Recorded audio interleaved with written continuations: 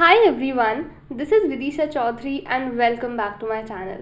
So in this video, we are going to start with a new chapter of class 12th political science, that is chapter number 6 international organizations. तो बहुत important chapter है ये, ठीक है। और इस chapter में मैंने बहुत ईजी तरीके से ये पूरा चैप्टर कवर करा है इस वीडियो में, राइट। अब आप इधर देख सकते हैं मैंने हैंड रिटन नोट्स यहाँ पे बनाए हैं एंड सारे टॉपिक्स इसी तरह से पॉइंट्स में कवर करे हुए हैं जो आपको क्लैरिटी देगा आपके टॉपिक की। एंड अगर आप सिमिलर तरीके से अपनी नोटबुक में ऐसे ही नोट्स बनाते हैं, अपनी एनसीईआरटी में आप साथ साथ मार्क करेंगे, देन आपको काफ़ी सारे कंसेप्ट्स साथ के साथ ही याद हो जाएंगे and you will have a clarity of your topic as well as a clear understanding of this particular chapter. All right, so let's start with this now. International organisations के बारे में हम यहाँ पे पढ़ने वाले हैं। तो देखो, सबसे पहले थोड़ा सा इंट्रोडक्शन देखते हैं चैप्टर का। So in this chapter we shall discuss the role of international organizations after the collapse of the Soviet Union। ठीक है, हमने देखा कि भाई जब कोल्ड वॉर ख़त्म होता है तो सोवियत यूनियन कोलैप्स हो जाता है ना। और फिर सिर्फ और सिर्फ एक ही पावर बचती है, दैट इज़ यूएस, राइट। तो ये जो भाई सोवियत यूनियन जब कोलैप्स हुआ, कोल्ड वॉर ख़त्म हो गया, उसके बाद पूरे वर्ल्ड ऑर्डर को मेंटेन करने में इंटरनेशनल ऑर्गेनाइजेशंस का क्या रोल है, वो चीज़ हम इस चैप्टर में कवर करने वाले हैं। एंड मेजरली हम यहाँ पे यूएन के बारे में पढ़ेंगे। यू कैन सी ये यूनाइटेड नेशंस का लोगो है and this emblem has a world map with olive branches around it signifying peace। All right, तो ये जो ऑलिव ब्रांचेस हैं यहाँ पे हम देख सकते हैं, ये क्या सिग्निफाई करती हैं? ये सिग्निफाई करती हैं कि भाई वर्ल्ड ऑर्डर जो है, पूरा जो वर्ल्ड है उसमें शांति बनी रहे, राइट। तो ये क्या सिग्निफाई करती हैं? ये पीस सिग्निफाई करती हैं। यहाँ तक समझ में आया? तो अब हम पहले ये देखेंगे कि हमें एक्चुअली इंटरनेशनल ऑर्गेनाइजेशंस क्यों चाहिए, what is the need of international organisations. तो यहाँ पे हम देखेंगे कि भाई क्यों हमें इंटरनेशनल ऑर्गेनाइजेशंस की ज़रूरत है, that is why international organisations. सबसे पहली बात देखो, international organisations help with matters of war and peace. ठीक है, कि भाई वॉर को वो प्रिवेंट करती हैं एंड पीस मेंटेन करने में हेल्प करती हैं। International organisations help countries to cooperate and make better living conditions for all the citizens. ठीक है, अच्छी better living conditions, peaceful living conditions यहाँ पे क्रिएट करने में हेल्प करती है इंटरनेशनल ऑर्गेनाइजेशंस। मोर ओवर यहाँ पे आप एनसीईआरटी में ही पढ़ो, जो यहाँ पे लिखा हुआ है उसी को मैंने यहाँ पे पॉइंट्स में कन्वर्ट करा है, ठीक है। नाउ इंटरनेशनल ऑर्गेनाइजेशंस ना, कई बार क्या होता है कि कुछ ऐसे इश्यूज़ होते हैं जिनमें कंट्रीज़ के बीच में काफ़ी सारे डिफरेंसेस आ जाते हैं, है ना। वो कंट्रीज़ एक दूसरे से अग्री नहीं करती हैं, तो इंटरनेशनल ऑर्गेनाइजेशंस एक ऐसा स्पेस प्रोवाइड करती हैं, they provide a room to discuss contentious issues and find peaceful solutions for problems all over the world. ठीक है, तो जो भी प्रॉब्लम्स हैं वर्ल्ड लेवल पर, उनसे डील करने में मदद करती हैं इंटरनेशनल ऑर्गेनाइजेशंस। फोर्थ पॉइंट हमारा ये होगा कि भाई काफ़ी सारी प्रॉब्लम्स ऐसी होती हैं जो कोई एक कंट्री इंडिविजुअली उसे रिजॉल्व नहीं कर सकती, इंडिविजुअली उसका सल्यूशन वो नहीं फाइंड आउट कर सकती है, ठीक है। फॉर एग्ज़ाम्पल डिज़ीज़, ठीक है, अगर कोई वर्ल्ड लेवल पे disease, for instance covid is the best example, उससे कोई एक कंट्री उसका समाधान नहीं ढूंढ पाई थी, सारी कंट्रीज़ को साथ में आकर पूरे वर्ल्ड को एक साथ काम करना पड़ा था कोविड-19 से डील करने में, है ना। सिमिलरली ग्लोबल वार्मिंग, भाई ये तो बड़ा एनवायरमेंटल इशू है, राइट। ये कोई एक कंट्री में थोड़ी है ग्लोबल वार्मिंग, पूरा वर्ल्ड ग्लोबल वार्मिंग से सफ़र कर रहा है, तो ग्लोबल वार्मिंग का सल्यूशन भी पूरे वर्ल्ड को मिलकर ढूंढना होगा। तो ऐसी प्रॉब्लम्स जो एक कंट्री इंडिविजुअली डील नहीं कर सकती है, इंडिविजुअली रिजॉल्व नहीं कर सकती है, ऐसी प्रॉब्लम्स को सॉल्व करने के लिए पूरा वर्ल्ड जब एक साथ आता है तो वो किसकी वजह से आता है? International organisations. इन्हीं ऑर्गेनाइजेशंस की वजह से सारी कंट्रीज़ ऐसे इश्यूज़ को बैठकर डिस्कस कर सकती हैं। यहाँ तक समझ में आया? अब आगे देखो, तो यहाँ पे जो हमारा नेक्स्ट पेज है दैट इज़ पेज नंबर 83। यहाँ पे देखो आप, ये वाले पैराग्राफ में आपको डिजीज़ और ग्लोबल वार्मिंग वाला पार्ट दे रखा है, ठीक है। यहाँ तक तो आई होप अच्छे से समझ में आ गया। अब यहाँ पे आओ तो ये बात समझो कि भाई हमने ये तो समझ लिया कि सारी कंट्रीज़ को कोऑपरेट करना बहुत इम्पॉर्टेंट है ना, उन्हें कोऑपरेट करना ही पड़ेगा अगर पूरे वर्ल्ड को अच्छे से चलाना है तो। बट कैसे कोऑपरेट करें? नेशंस में ना काफ़ी सारे डिफरेंसेस होते हैं, काफ़ी सारी डिसएग्रीमेंट्स होती हैं, तो ये कैसे वो एक ये जो प्रॉब्लम है कि हाउ टू कोऑपरेट वो कैसे रिजॉल्व करें वो इस पैराग्राफ में हम देखेंगे। सबसे पहले international organizations help to produce information and ideas about how to cooperate, कि cooperate कैसे करनी है, कैसे करना है, ये भी हमें international organizations ही इसका solution देती हैं। जो international organizations हैं, अगर एक प्रॉपर ऑर्गेनाइजेशन बनी हुई है तो वहाँ पे क्या होंगे भाई? कुछ पर्टिकुलर मैकेनिज़म्स होंगे, है ना, जिसके अकॉर्डिंग वो ऑर्गेनाइजेशन चलेगी। कुछ रूल्स होंगे and there will be a bureaucracy, right? There will be officials and representatives from all the countries, है ना। और एक हायरार्की भी होगी कि भाई बेस लेवल पे कौन लोग हैं, थोड़े ऊपर लेवल पे कौन लोग हैं, तो एक ब्यूरोक्रेसी भी वहाँ पे मेंटेन रहेगी। ये जो तीन चीज़ें हैं जो इंटरनेशनल ऑर्गेनाइजेशंस प्रोवाइड करती हैं, मैकेनिज़म्स, रूल्स एंड ब्यूरोक्रेसी, यही हमें हेल्प करते हैं, यही जो इंटरनेशनल ऑर्गेनाइजेशंस हैं यही हेल्प करती हैं कि भाई नेशंस ये इंश्योर कर पाएँ जो कॉस्ट है। कॉस्ट मतलब अगर भाई तुम कोई इशू रिजॉल्व कर रहे हो, वो जो भी कॉस्ट कर रहा है उसका solution that is shared properly. ऐसा नहीं है कि कोई एक नेशन पे पूरा बर्डन आ गया।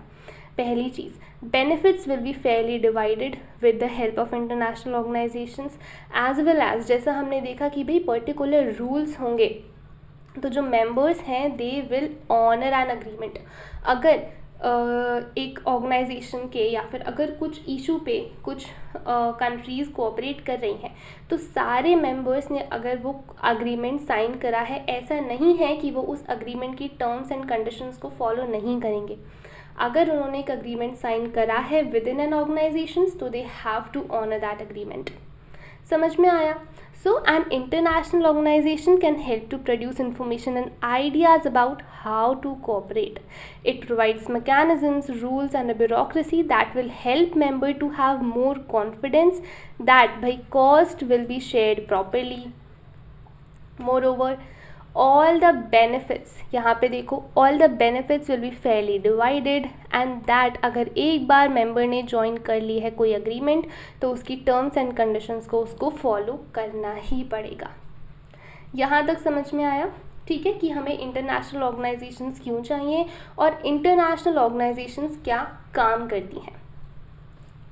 नाउ अब हम बढ़ते हैं अपने अगले टॉपिक की तरफ, that is evolution of UN. यहाँ से हम पढ़ना शुरू करेंगे यूएन के बारे में, दैट इज़ यूनाइटेड नेशंस। ठीक है, बहुत इंपॉर्टेंट ऑर्गेनाइजेशन है, बहुत इंपॉर्टेंट टॉपिक है, ध्यान से समझना। सबसे पहले देखो वर्ल्ड वॉर हुआ, ठीक है।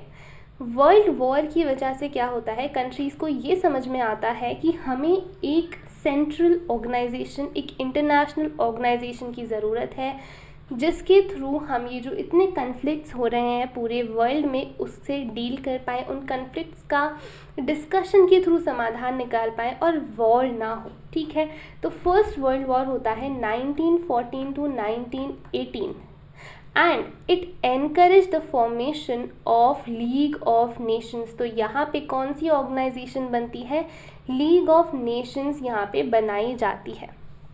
हाउएवर लीग ऑफ नेशंस बनने के बाद भी सेकेंड वर्ल्ड वॉर तो होता है ना, it can not prevent, it could not prevent the second world war. Second world war कब हुआ था, 1939 to 1945। तो यहाँ पे लोगों को समझ आया कि भाई लीग ऑफ नेशंस क्या है, इनइफेक्टिव है, इसका कोई मेजर फ़ायदा नहीं हुआ है, बिकॉज सेकेंड वर्ल्ड वॉर में फर्स्ट वर्ल्ड वॉर से भी ज़्यादा ब्रुटैलिटी हुई थी, ज़्यादा अट्रॉसिटीज़ हुई थी। तो अब क्या होता है कि भाई लीग ऑफ नेशंस का सक्सेसर, मतलब लीग ऑफ नेशंस के बाद यूनाइटेड नेशंस को सेटअप करा जाता है, ठीक है। तो यहाँ पे बनता है UN as a successor to the League of Nations. समझ में आया? बहुत इजी सी चीज़ है। अब कब बना यूनाइटेड नेशंस? तो United Nations was formed on 24 October 1945 just after the second world war, ठीक है। ये डेट हमें याद रखना है। अब यूनाइटेड नेशंस को सेटअप करने के लिए एक यूएन चार्टर साइन करा गया। ये जो यूएन चार्टर है ये 51 स्टेट्स, ठीक है, it was sign by 51 states ने ये चार्टर साइन करा था। आप यहाँ पे देख सकते हो दैट 26 जून 1945 को यूएन चार्टर साइन हुआ था and it was sign by 50 nations, ठीक है। और फिर पोलैंड ने ज्वाइन करा था अक्टूबर 15 में। सो 51 ओरिजिनल फाउंडिंग मेंबर्स थे यूएन के। कितने थे founding members? 51 members, right. Now moving towards our next topic. अब यहाँ पे हम आते हैं objectives of the UN. UN के ऑब्जेक्टिव्स क्या हैं? क्या सोच के यूएन को सेटअप करा गया है ना, क्या ऑब्जेक्टिव फुलफिल करना चाहते थे यूएन के थ्रू? ये कहाँ पे दे रखा है, यहाँ से देखो, the UN's objective is to prevent. यहाँ पे पूरा यूएन का जो ऑब्जेक्टिव्स हैं वो आपको दे रखे हैं, ठीक है। सो लेट्स अंडरस्टैंड कि क्या ऑब्जेक्टिव्स थे। ये देखो मैंने पॉइंट्स में अच्छे से लिख रखे हैं। सबसे पहला, प्रिवेंट इंटरनेशनल कन्फ्लिक्ट्स। जो इंटरनेशनल लेवल पे कन्फ्लिक्ट्स होते हैं उनको रोकना, ठीक है, उनको प्रिवेंट करना। And facilitate cooperation among states, कि भाई स्टेट्स कोऑपरेट करें। जो छोटे मोटे कन्फ्लिक्ट होते हैं they should not escalate into Wars, right. वो बैठ के डिस्कशन के थ्रू उन कन्फ्लिक्ट्स का सल्यूशन निकाला जाए। एज वेल एज यूएन क्या था, वो इकोनॉमिक एंड सोशल डेवलपमेंट पे भी फोकस करना चाहता था, because most of the conflicts जो वर्ल्ड में हो रहे थे they were because of low social and economic development. तो यहाँ पे इकोनॉमिक और सोशल डेवलपमेंट पर भी ध्यान देना था। अब देखो यहाँ पे हमने देखा कि ओरिजिनल फाउंडिंग मेंबर्स कितने थे? 51। हाउएवर 2011 तक 2011 तक UN had 193 member states, alright. और इसमें basically these included almost all the independent states. समझ में आया? अब आगे हम थोड़ा सा और यूएन के बारे में डीप में समझते हैं। इसके जो प्रिंसिपल ऑर्गन्स हैं, प्रिंसिपल एजेंसीज एंड स्ट्रक्चर्स हैं, उनके बारे में देखते हैं, ठीक है। तो यहाँ पे देखो क्या हो रहा है। So here we'll start with the principal organs of UN. ये पूरा चार्ट आपकी बुक में दे रखा है, बहुत इम्पॉर्टेंट है, ठीक है। इसको अच्छे से पढ़ना है, अच्छे से समझना है। इसमें जो भी चीज़ यहाँ पे दे रखी है, ये जो आपके मेजर 6 जो ऑर्गन्स हैं, इनके बारे में मैंने यहाँ पे पॉइंट्स में अच्छे से नोट्स बनाए हैं, right. So you can refer to this only. अब देखो principal organs of United Nations. सबसे पहला, सबसे इम्पॉर्टेंट, यूएन सिक्योरिटी काउंसिल, ठीक है। उसके बाद आता है UN General Assembly, then International Court of Justice, Secretariat, Trusteeship Council and Economic and Social Council. ये आपके 6 ऑर्गन्स हैं, प्रिंसिपल ऑर्गन्स हैं यूनाइटेड नेशंस के। बहुत इम्पोर्टेंट है, अगर आपका क्वेश्चन आता है यहाँ पे डायरेक्ट क्वेश्चन आएगा regarding the 6 principal organs of United Nations, ठीक है। सबसे पहले हम समझते हैं भाई यूएन सिक्योरिटी काउंसिल क्या है। बहुत इम्पॉर्टेंट टॉपिक है। तो देखो यूएन सिक्योरिटी काउंसिल में ना इन टोटल सिर्फ 15 मेंबर्स होते हैं, ठीक है, सिर्फ 15 मेंबर्स होते हैं। अब इन 15 मेंबर्स में से 5 मेंबर्स परमानेंट होते हैं, ठीक है, ये परमानेंट मेंबर्स रहते हैं। और 10 मेंबर्स ऐसे होते हैं विच आर नॉन परमानेंट, ठीक है, ये परमानेंट नहीं होते हैं, सिर्फ और सिर्फ 5 मेंबर्स ऐसे हैं जो परमानेंट हैं। ये 10 members these are elected by the General Assembly for 2 year terms. ये 10 मेंबर्स को कौन इलेक्ट करता है? General Assembly. यहाँ तक समझ में आया? अब ये जो परमानेंट मेंबर्स हैं ये कौन कौन है? सबसे पहला US, United States, then Russia, UK, France and China, ठीक है। ये 5 परमानेंट मेंबर्स हैं, हमेशा ये यूएन सिक्योरिटी काउंसिल में रहते हैं। अब ऐसा क्या स्पेशल है इन मेंबर्स के पास? इन मेंबर्स के पास ना वीटो राइट्स होते हैं। वीटो राइट्स क्या होते हैं? हम ये मान सकते हैं कि भाई जब भी कोई डिसीजन लेना होता है तो वोटिंग होती है, ठीक है। वोटिंग में 193 जो मेंबर स्टेट्स हैं इन सब के पास 1 वोट रहता है, ठीक है। सबके पास एक एक वोट, 1 वोट ईच, ठीक है। वोटिंग में अपना वोट दे सकते हैं। बट ये जो 5 परमानेंट मेंबर्स हैं ना, ये नेगेटिव मैनर में वोट कर सकते हैं। मतलब अगर किसी डिसीजन पे सारी कंट्रीज़ ने, सारी मेंबर स्टेट्स ने अपना वोट दे दिया है, ठीक है, they agree with that decision, but सिर्फ और सिर्फ कोई ना कोई एक परमानेंट मेंबर अगर नेगेटिव मैनर में वोट कर देता है तो वो डिसीजन वहीं पे स्टॉल हो जाता है, वो डिसीजन फिर आगे नहीं बढ़ता, ठीक है। It is cancelled at that moment. ये पावर होती है वीटो राइट्स की, ठीक है। तो ये जो नेगेटिव वोट है इसी को वीटो पावर बोला जाता है। बहुत इंपॉर्टेंट है कि, एंड आगे हम और डिटेल में इसके बारे में समझेंगे। अभी सिक्योरिटी काउंसिल का कॉम्पोजिशन समझ में आया। 15 मेंबर्स होते हैं, 5 परमानेंट, 10 नॉन परमानेंट। 5 मेंबर्स कौन से हैं और इनके पास वीटो पावर होती है। सिंपल सी बात है। अब हम समझते हैं भाई जनरल असेंबली। जनरल असेंबली में 193 जो मेंबर स्टेट्स हैं सबके रिप्रेजेंटेटिव्स होते हैं, ठीक है। 193 मेंबर स्टेट्स के रिप्रेजेंटेटिव्स होते हैं। दे हैव 1 वोट ईच, एक वोट होता है हर एक रिप्रेजेंटेटिव के पास। एंड अगर यहाँ पे कोई मेजर डिसीजन लेना है तो एटलीस्ट 2/3 मेजॉरिटी चाहिए होती है कोई भी मेजर डिसीजन लेने के लिए।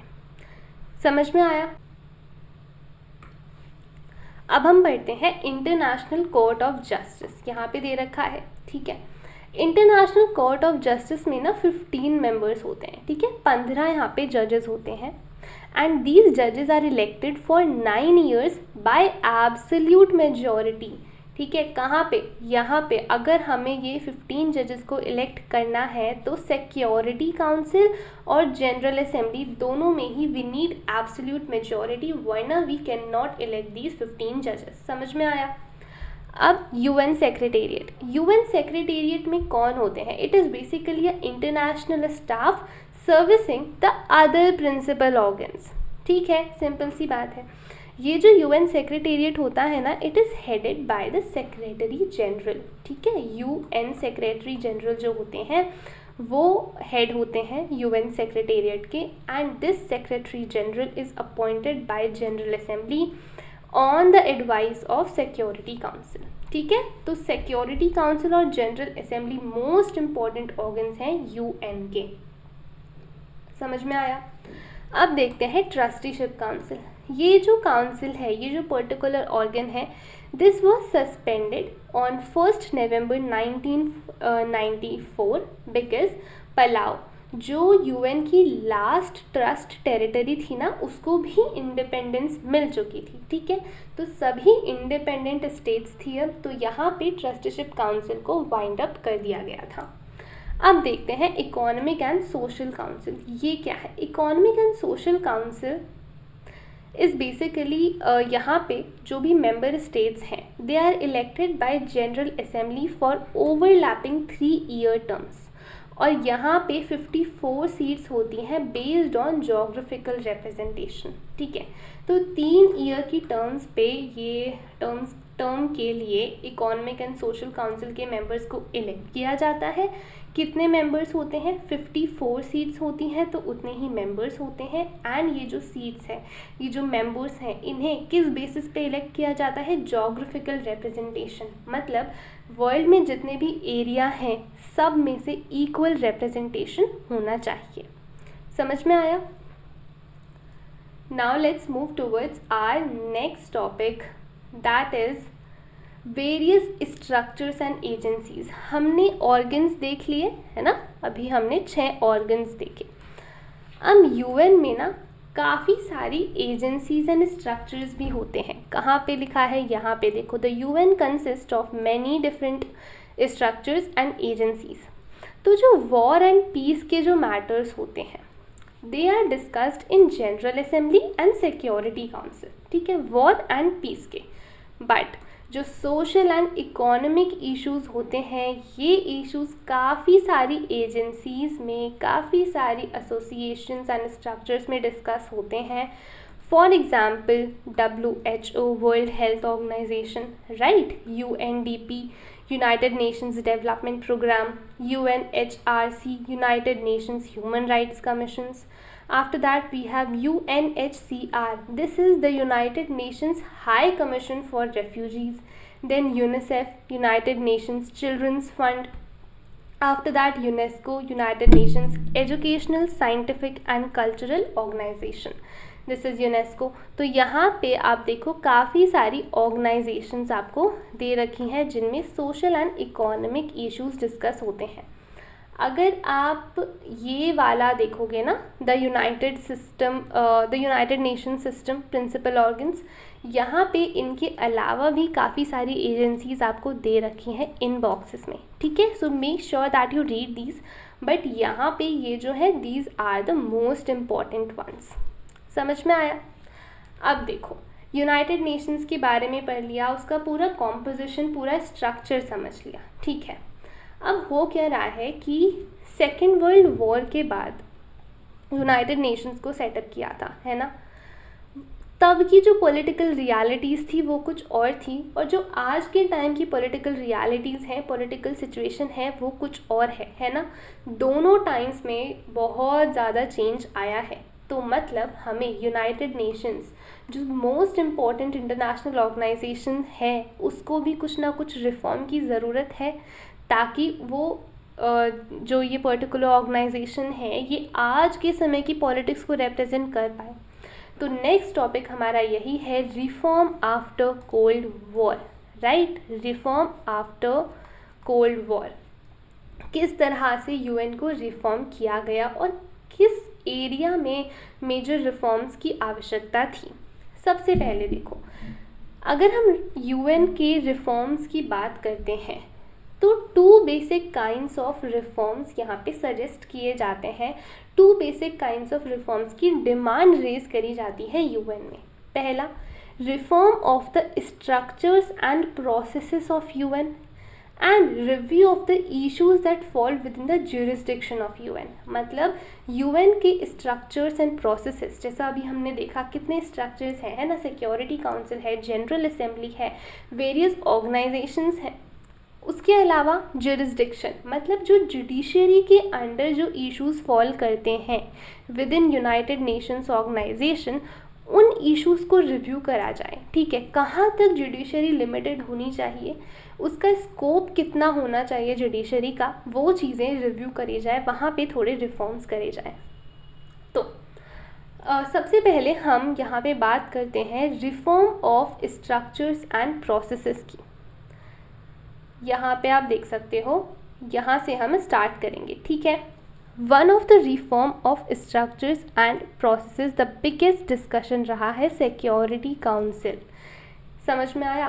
तो अगर हम reform of structures and processes की बात करते हैं तो सबसे ज़्यादा जो डिमांडेड रिफॉर्म है दैट इज़ कि भाई यूएन सिक्योरिटी काउंसिल की फंक्शनिंग को बदला जाए। तो मेंबर स्टेट्स ये बोलती हैं, यूनाइटेड नेशन में ये डिमांड रेज की गई है कि जो सिक्योरिटी काउंसिल की permanent and non permanent membership है उसको इंक्रीज़ करा जाए। ठीक है, ताकि जो कंटेम्प्रेरी वर्ल्ड है ना वो काफ़ी डिफरेंट है, हमने देखा। तो जो कंटेम्प्रेरी वर्ल्ड है वो अच्छे से रिप्रेजेंट हो सके विद इन यूनाइटेड नेशंस।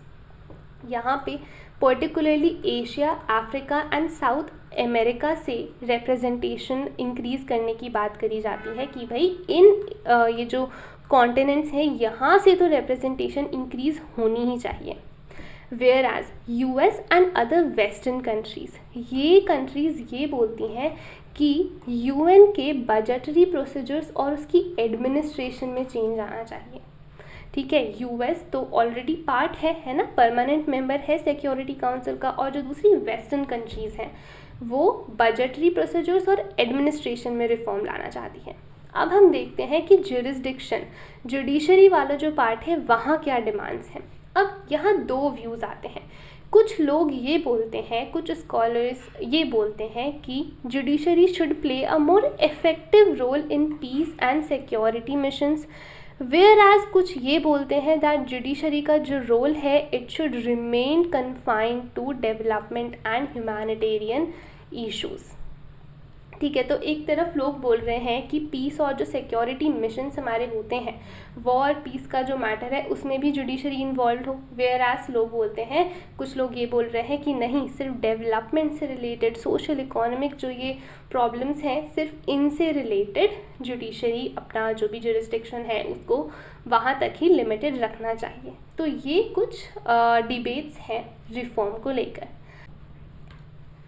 अब हम ये देखते हैं कि जैसा हमने अभी लास्ट पेज पे, लास्ट स्लाइड पे बात करी कि कोल्ड वॉर के बाद रियलिटीज़, पॉलिटिकल रियलिटीज़ बहुत ज़्यादा बदली हैं, है ना।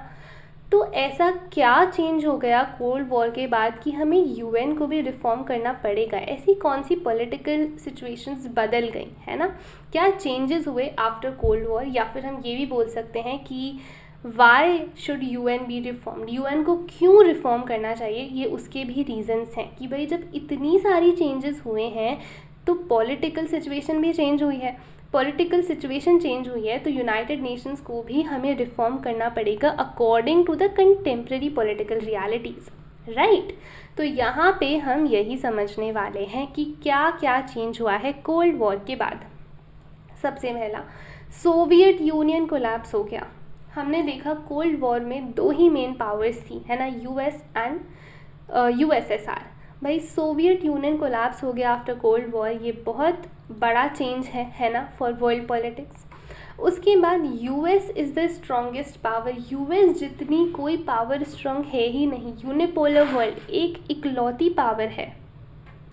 समझ में आ रहा है? Third point, the relationship between US and Russia is much more cooperative. Russia की क्यों हम बात कर रहे हैं, अगर आपको याद हो तो सोवियत यूनियन का सक्सेसर, जब सोवियत यूनियन कोलैप्स हुआ तो उसका सक्सेसर कौन डिक्लेयर करा गया? Russia, right. तो यूएस और रशिया के बीच में जो रिलेशनशिप है अब वो काफ़ी कोऑपरेटिव है। Apart from this, China is emerging as a great power, India बहुत रैपिडली ग्रो कर रहा है, तो ऑब्वियसली वर्ल्ड पॉलिटिक्स चेंज हो रही हैं।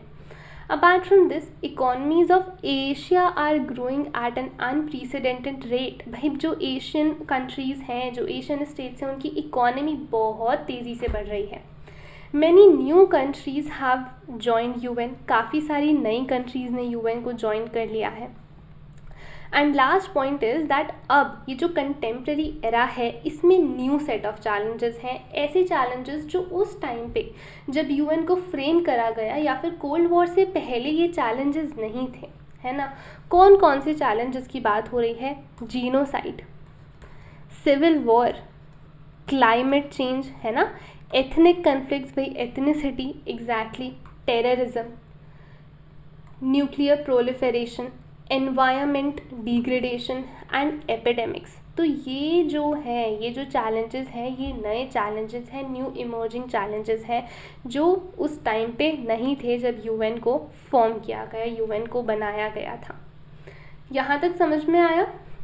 I hope it is clear. बहुत इंपॉर्टेंट टॉपिक है, डायरेक्ट क्वेश्चन आता है, सिर्फ ये सारे पॉइंट्स लिखने हैं, ठीक है। Now moving towards our next topic. अब देखो, reform of structures and processes. अब हमने क्या देखा कि भाई दो मेजर रिफॉर्म्स की बात हुई थी reforms of structures and processes and judiciary में रिफॉर्म। तो यहाँ पे हम बात करेंगे reform of structures and processes की। तो सबसे पहली डिबेट है over the reform of the UNSC, that is United Nations security council में रिफॉर्म आना चाहिए। 1992 में जनरल असेंबली ने एक रिजोल्यूशन अडॉप्ट करा basically, and that reflected 3 complaints, ठीक है। तो यहाँ पे ये जो रिजोल्यूशन इनिशिएट करा जनरल असेंबली ने, इसमें 3 मेजर कंप्लेंट्स थी regarding United nation security council. पहली कंप्लेंट ये थी कि जो यूनाइटेड नेशन सिक्योरिटी काउंसिल है, अब ये जो कंटेम्प्रेरी वर्ल्ड पॉलिटिक्स है उसको रिप्रेजेंट नहीं करती, आज के समय की जो पॉलिटिकल रियलिटीज़ है उसको रिप्रेजेंट नहीं करती। Second, decisions reflect western values as well as they are dominated by few powers। भाई जो यूनाइटेड नेशन सिक्योरिटी काउंसिल, हमारी जो सिक्योरिटी काउंसिल है, ये जो भी डिसीजंस लेती है ये वेस्टर्न वैल्यूज़ को रिफ्लेक्ट करता है। मतलब हम देख सकते हैं कि वेस्टर्न कंट्रीज़ का डोमिनेशन ज़्यादा है, वेयर एज जो पूरी सिक्योरिटी काउंसिल है it is dominated by few powers. जो हमने देखा भाई 5 परमानेंट मेंबर्स जिनके पास वीटो पावर है, वीटो राइट्स हैं। Third, it lacks equitable representation. Equitable representation नहीं है, मतलब सारे जो एरियाज़ हैं वर्ल्ड के सबको इक्वल रिप्रेजेंटेशन नहीं दिया गया है, ठीक है। हर कॉन्टिनेंट रिप्रेजेंटेड नहीं है सिक्योरिटी काउंसिल में। I hope it is clear. तो फाइनली क्या होता है इस रिजोल्यूशन का, अब कुछ तो वो रिज़ल्ट होगा, है ना, कुछ तो एक्शन लिया जाएगा इन 3 कंप्लेंट्स के अगेंस्ट। तो 1 जनवरी 1977 में, ठीक है, फर्स्ट यहाँ पे देखो ये हमारी 3 कंप्लेंट्स हैं। तो फाइनली 1 जनवरी 1977 में यूनाइटेड नेशंस के जो सेक्रेटरी जनरल थे कोफी अन्नन, इन्होंने एक इंक्वायरी इनिशिएट करी कि मतलब इंक्वायरी करने का एक इनिशिएटिव लिया। जो भी रिप्रेजेंटेटिव्स थे उनसे पूछा कि कैसे यूएन को रिफॉर्म करा जाए, how UN should be reformed, किस तरह से हमें यूएन में चेंजेस लाने चाहिए। तो सिंस सबसे इम्पॉर्टेंट यही है, सबसे बड़ी डिमांड तो यही है कि सिक्योरिटी काउंसिल की रिप्रेजेंटेशन इंक्रीज़ करो permanent and non permanent members की।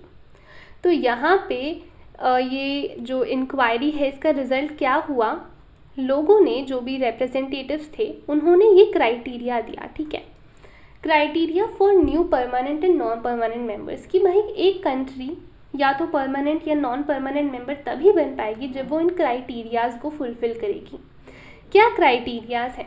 सबसे पहली चीज़ कि वो कंट्री एक मेजर इकोनॉमिक पावर होनी चाहिए, एक मेजर मिलिट्री पावर होनी चाहिए, it should contribute substantially to UN budget, है ना भाई, बजट में अच्छा खासा कॉन्ट्रीब्यूशन होना चाहिए तुम्हारा, पॉपुलेशन की टर्म्स में एक बड़ी कंट्री होनी चाहिए, डेमोक्रेसी और ह्यूमन राइट्स को रेस्पेक्ट करना चाहिए उस कंट्री को, and make the council more representative of the world diversity. मतलब आपका भाई आप जब आओगे, ठीक है, तो आपको उस बेसिस पे सेलेक्ट करा जाएगा, उस बेसिस पे आपको यहाँ पे लिया जाएगा कि जो वर्ल्ड की डाइवर्सिटी है वो रिफ्लेक्ट हो, ठीक है, हर एक डाइवर्स एरिया से कंट्री आए।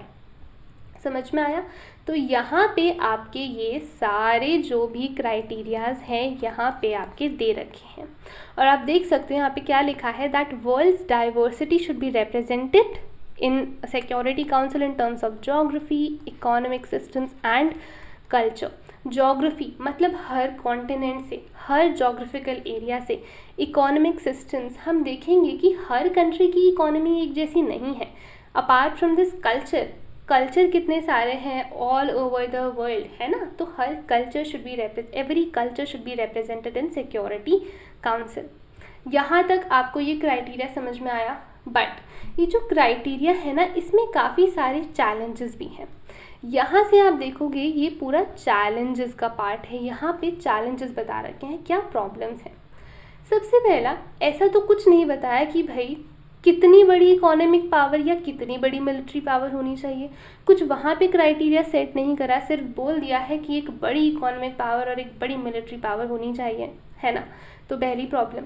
उसके बाद बजट कंट्रीब्यूशन, कितना बजट कंट्रीब्यूशन उसका कोई लेवल यहाँ पे सजेस्ट नहीं करा गया है।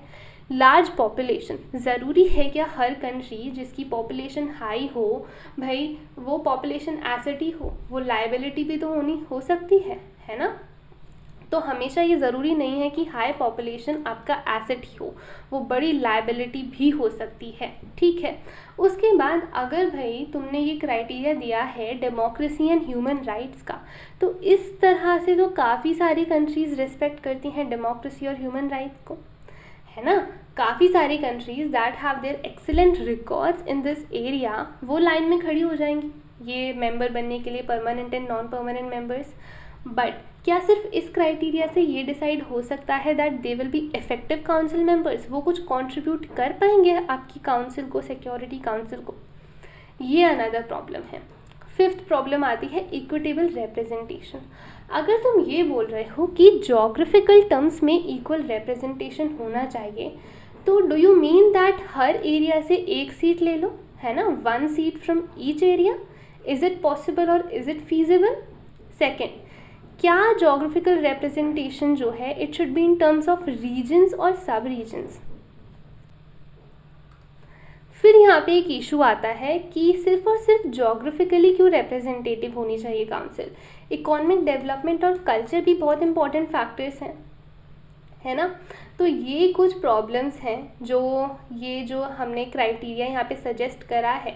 इस क्राइटेरिया को अगर फुलफ़िल करना है हर कंट्री को, तो ऐसा नहीं है कि सिंपल से क्राइटेरिया है, but there are various problems जो हमने यहाँ पे देखी हैं। यहाँ तक समझ में आया? बहुत ही ईजी सी चीज़ है, अच्छे तरीके से पॉइंट्स में पूरा समझाया है, ठीक है। अब देखो यहाँ पे वीटो पावर को और अच्छे से समझते हैं। हम यहाँ पे change in nature of membership की तो बात कर रहे हैं कि भाई परमानेंट मेंबरशिप को बढ़ा दो और नॉन परमानेंट मेंबरशिप को बढ़ा दो, है ना। अब यहाँ पे ये डिमांड आती है कि वीटो पावर को रिमूव कर दिया जाए। तो कंट्रीज़ ये क्यों डिमांड कर रही हैं कि वीटो पावर को बिल्कुल हटा दिया जाना चाहिए? Because they believe that veto power democracy और जो सोवरेन इक्वालिटी है इनके प्रिंसिपल्स को फॉलो नहीं करती, इनके प्रिंसिपल्स को वो रेस्पेक्ट नहीं करती। समझ में आ रहा है ना? हमने ये देख लिया है कि सिक्योरिटी काउंसिल में 5 परमानेंट मेंबर्स होते हैं और 10 नॉन परमानेंट मेंबर्स होते हैं, है ना। अब ये जो 5 परमानेंट मेंबर्स हैं they are given privileged position.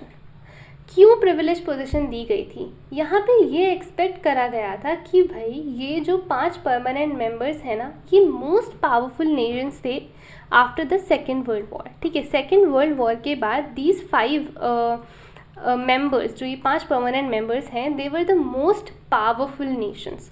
तो ये यहाँ पे एक्सपेक्ट करा गया था that they will bring stability to the world order.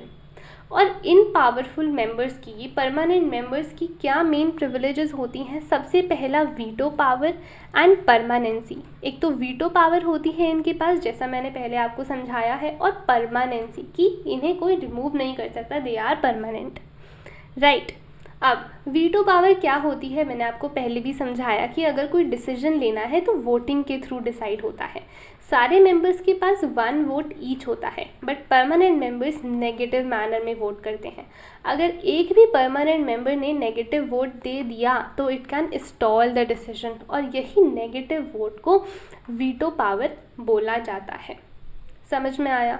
और जैसा हमने स्टार्टिंग में देखा, अब थोड़ा थोड़ा क्लियर हो रहा होगा कि क्यों हम ये मान रहे हैं कि भाई वीटो पावर को रिमूव कर देना चाहिए, बिकॉज डेमोक्रेसी और सोवरेन इक्वालिटी को ये फॉलो नहीं करती है, ठीक है। बट विदाउट चैलेंजेस तो वीटो को अबॉलिश हम नहीं कर सकते हैं। कुछ तो चैलेंजेस हैं, है ना। पहला चैलेंज कि भाई होता क्या है, यहाँ पे आप देखो ये हमारा चैलेंजेस दे रखे हैं। पहली चीज़, जो परमानेंट मेंबर्स हैं ना, ये अग्री नहीं करेंगे कि तुम वीटो को रिमूव करो। वो क्यों चाहेंगे कि इतनी बड़ी पावर जो है वो रिमूव हो जाए? दूसरी चीज़, वर्ल्ड में not be ready for such a radical step. ये एक काफ़ी बड़ा रैडिकल स्टेप हो जाएगा, है ना। And basically representatives believe that world इसके लिए शायद रेडी ना हो। दूसरी बात, अगर वीटो पावर रिमूव कर दी गई तो जो ग्रेट पावर्स है ना, they would lose interest in the organisation, ठीक है। So these powers would lose interest in the world body, that they would do what they please outside it, and that without their support and involvement body would be ineffective, because काफ़ी बड़ी powers हैं। अगर इनका support नहीं होगा तो UN would be इनएफेक्टिव। ठीक है, इन ग्रेट पावर्स का सपोर्ट, ये परमानेंट मेंबर्स का सपोर्ट बहुत ज़्यादा इम्पॉर्टेंट है। यहाँ तक आपको पूरा क्लियर है? ये वाला जो पार्ट है हमारा स्ट्रक्चर्स एंड प्रोसेसेस में जो रिफॉर्म लाने हैं उसका। ठीक है, अब हम बढ़ते हैं हमारे नेक्स्ट टॉपिक की तरफ, that is jurisdiction of the UN. ठीक है, जुडिशरी में जो चेंजेस आने थे। अब बहुत इम्पॉर्टेंट पार्ट है, देखो सितंबर 2005 में ना 60 ईयर्स ख़त्म हो गए थे, 60 ईयर्स कंप्लीट हो गए थे यूनाइटेड नेशंस के। तो यहाँ पे सितंबर 2005 में representatives of all member states met, सारी मेंबर स्टेट्स के रिप्रेजेंटेटिव्स मिले एंड उन्होंने कुछ डिसीजंस लिए that these following steps should be taken to make UN more effective in the present context, कि आज की जो कंटेम्प्रेरी वर्ल्ड है इसमें और इफेक्टिव कैसे बनाया जाए यूएन को, ये इन स्टेप्स के थ्रू वो बना सकते हैं। ये वाला पार्ट हम पढ़ने वाले हैं। पहला डिसीजन क्या लिया गया, that we will create a peace building commission. First, second, देखो इसी तरह से पॉइंट्स में आपको याद करना है। ठीक है, second, acceptance of the responsibility of the international community in case of national government's failure to protect citizens from atrocities। ठीक है, अगर कोई national government ineffective है, ठीक है, it fails to protect its citizen from atrocities, then international community should take the responsibility।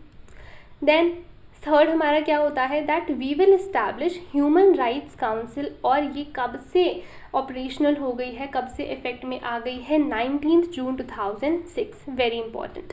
Then agreements to achieve the millennium development goals, MDGs इन्हें बोला जाता है कि भाई इन्हें हमें अचीव करना है। देन हमारा नेक्स्ट पॉइंट क्या आता है, condemnation of terrorism in all its forms, terrorism बिल्कुल भी फेवरेबल नहीं है।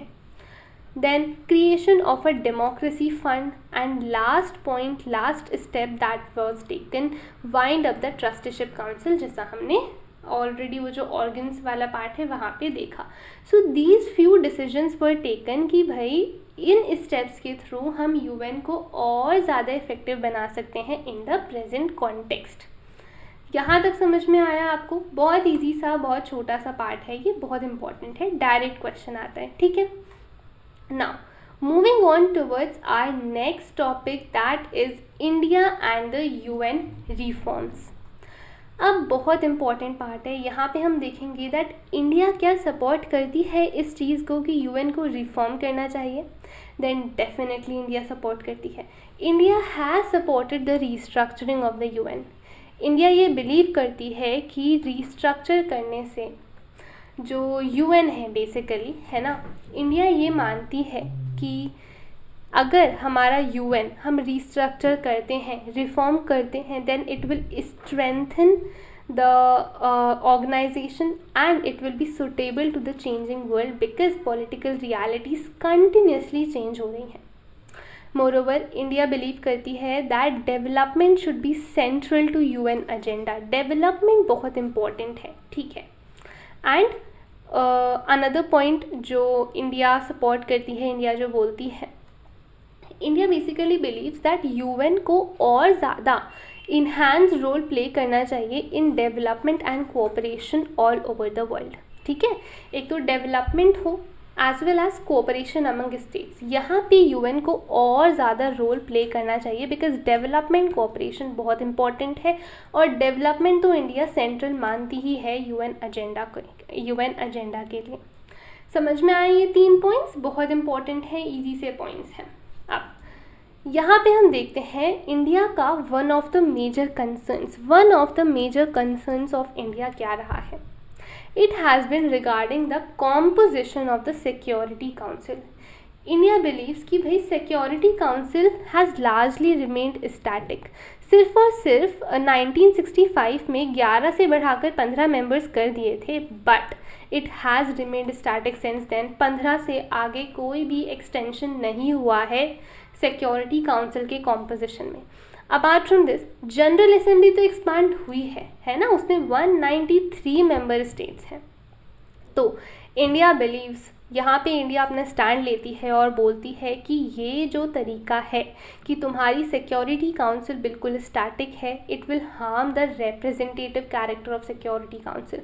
सिर्फ और सिर्फ 15 मेंबर्स कितना ही वर्ल्ड के जो डिसीजंस हैं, वर्ल्ड के इंटरेस्ट हैं, उन्हें रिप्रेजेंट कर लेंगे।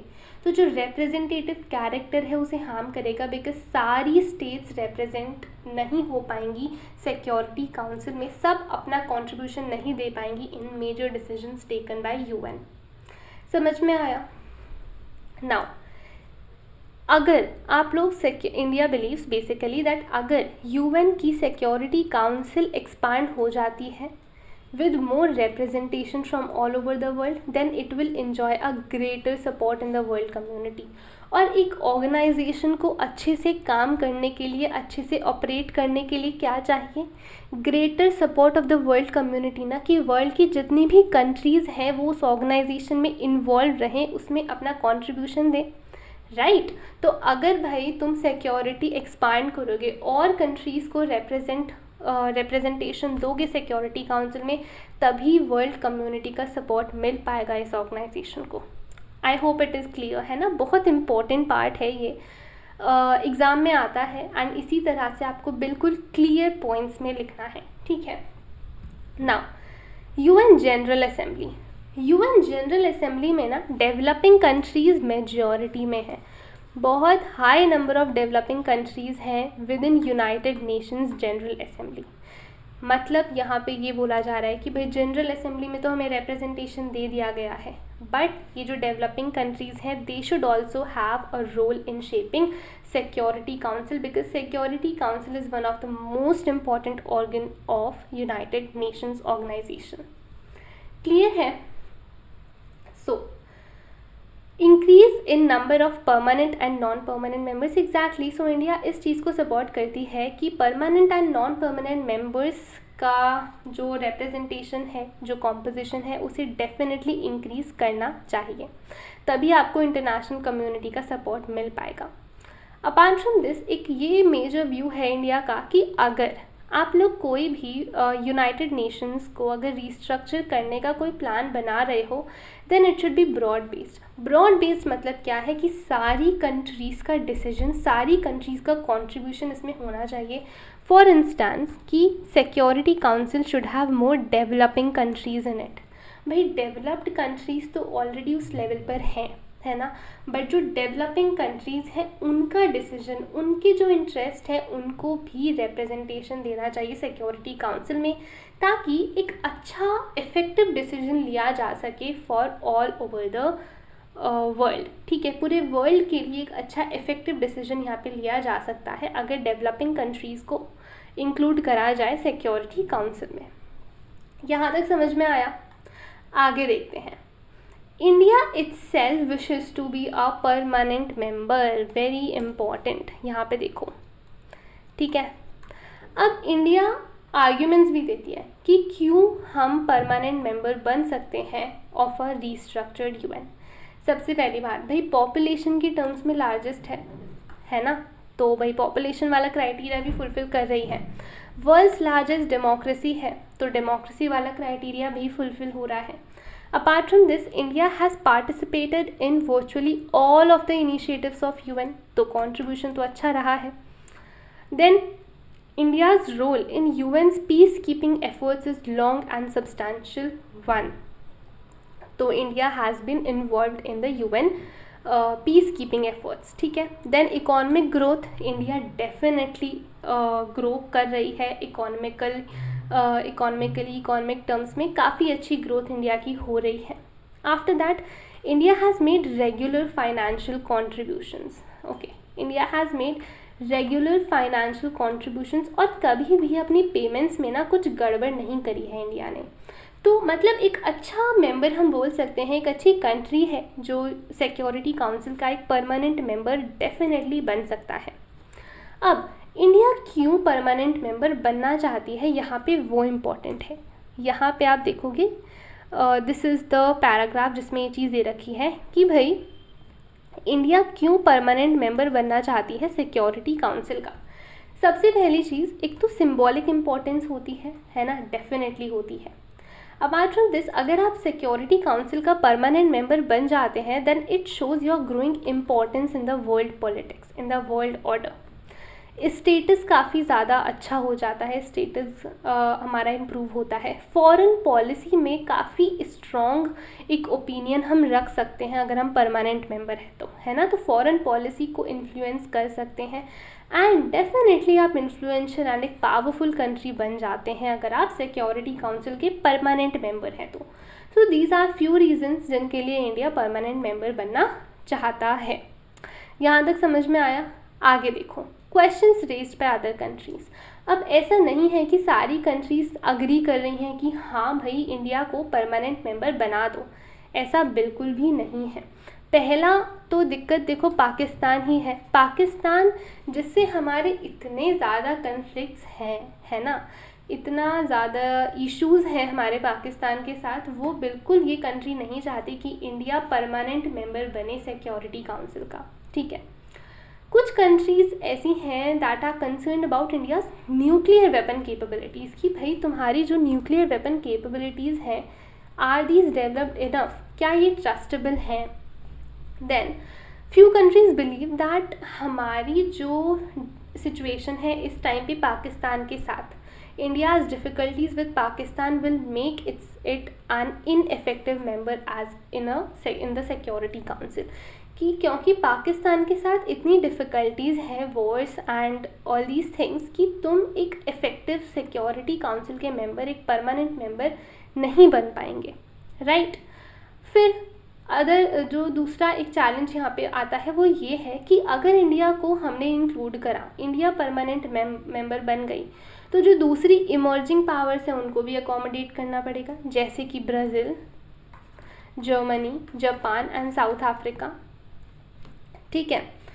आफ्टर दैट लास्ट जो चैलेंज है वो ये है कि कुछ कंट्रीज़ बेसिकली ये बिलीव करती हैं कि इंडिया की बजाय अफ्रीका और साउथ अमेरिका, यहाँ से रिप्रेजेंटेशन इंक्रीज़ करना चाहिए। They should be represented because ये एक ऐसी कंट्रीज़ हैं, ये एक ऐसे कॉन्टिनेंट्स हैं that are not represented in the present structure, ठीक है।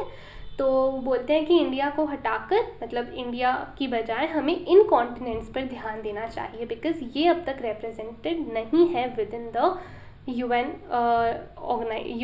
ठीक है, United Nations organisation. Within UN अभी तक ये कंट्रीज़, ये कॉन्टिनेंट्स रिप्रेजेंटेड नहीं हैं। समझ में आया यहाँ तक? Now moving on towards our next topic, the UN in a unipolar world. Again बहुत इंपॉर्टेंट टॉपिक है ये। यहाँ पे हम पता है ये देखेंगे, क्या UN इफेक्टिव है US की पावर को चैलेंज करने के लिए, है ना, कि भाई जो US इतना ज़्यादा इफ़ेक्टिव और इन्फ्लुएंशियल है, क्या उसको मेंटेन रख सकता है US, या फिर UN is an effective organisation जो US की पावर को चैलेंज कर सकता है, ठीक है। अब ऑब्वियसली भाई US जो है एक काफ़ी बड़ी पावर है, काफ़ी बड़ी एक इन्फ्लुएंशियल पावर है, इन्फ्लुएंशियल कंट्री है, बिकॉज कोल्ड वॉर के बाद सिर्फ और सिर्फ एक ही कंट्री थी दैट वाज यूनाइटेड नेशंस, है ना, और यूनिपोलर वर्ल्ड था, सिंगल मेजर पावर थी, इसके बराबर और कोई पावर भी नहीं थी। तो यहाँ पे आपको बता रखा है कि US power can not be easily checked. ऐसा क्यों? कि US की पावर को हम इतना ईजीली चैलेंज नहीं कर सकते। क्यों? सबसे पहली बात, जो सोवियत यूनियन, जो सिर्फ और सिर्फ एक इकलौती पावर थी जो US को कहीं ना कहीं टक्कर दे सकती थी, वो भी कोलैप्स हो गई आफ्टर कोल्ड वॉर, और US is the only super power. तो इसको कोई अभी टक्कर देने लायक कोई और कंट्री इतना ज़्यादा डेवलप हो ही नहीं पाई है ना। Second reason is that US की जो मिलिट्री और इकोनॉमिक पावर है, it allow it to ignore the UN और any other international organisation, because military और इकोनॉमिक पावर बहुत ज़्यादा है, ठीक है, बहुत बड़ी इकोनॉमिक पावर है US, और मिलिट्री पावर तो है ही। After that US has major influence on UN को भी बहुत ज़्यादा इन्फ्लुएंस करता है। पहली बात, it is the single largest contributor to UN budget, भाई फाइनेंशियली सबसे ज़्यादा कंट्रीब्यूट करता है, पहली बात। दूसरी चीज़, UN is physically located within US territory. जो यूएन है ना, वो कहाँ लोकेटेड है, फिजिकल ऑर्गेनाइजेशन जो है, it is located in Washington, that is in United States. तो ऑब्वियसली भाई इन्फ्लुएंस तो होगा ही। Apart from this, US has many nationals in the UN bureaucracy, काफ़ी सारे रिप्रेजेंटेटिव्स हैं यूएन की ब्यूरोक्रेसी में। देन वीटो पावर है भाई यूएस के पास। तो अगर कोई ऐसा डिसीजन है जो यूएस की पॉलिसी या फिर यूएस के जो दूसरी कंट्रीज़ जो उनके जो दोस्त हैं, है ना, उनके जो फ्रेंड्स हैं, अगर उनकी पॉलिसी को कहीं ना कहीं वो डिसीजन इफेक्ट कर रहा है नेगेटिवली, तो वो अपनी वीटो पावर देके उस डिसीजन को वहीं के वहीं स्टॉल कर सकती है ना। तो वीटो पावर बहुत इंपॉर्टेंट रोल प्ले करती है कि यूएन के डिसीजंस में काफ़ी ज़्यादा इन्फ्लुएंस है यूनाइटेड स्टेट्स का, ठीक है।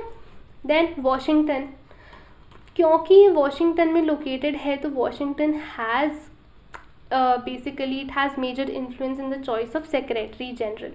सेक्रेटरी जनरल कौन बनेगा, ये चॉइस में बहुत बड़ा इन्फ्लुएंस है यूएस का, राइट। तो यूएस बेसिकली क्या कर सकता है, it can use these powers, veto power और वॉशिंगटन की power, to split the rest of the world, ताकि जो ऑपोजिशन है उसकी पॉलिसीज़, उसकी डिसीजंस के लिए वो बिल्कुल ख़त्म हो जाए, ठीक है। अपना कोई ऑपोजिशन वो छोड़ता ही नहीं है यूएस।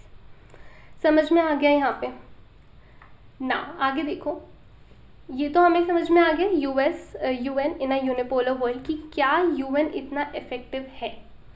बट यहाँ पे हमें एक चीज़ समझनी इम्पॉर्टेंट है कि हालांकि यूएस की पावर हम इतनी इजीली तो चेक नहीं कर सकते, इतनी इजीली चैलेंज नहीं कर सकते इन रीजंस की वजह से, बट स्टिल यूएन एटलीस्ट एक ऐसी ऑर्गेनाइजेशन है जो कहीं ना कहीं यूएस की डिसीजंस, यूएस के पॉलिसीज़, उसके डिसीजंस को चैलेंज एटलीस्ट करने के लिए सारी कंट्रीज़ को साथ में ला सकती है ना। सो कहीं ना कहीं तो it has played a good role.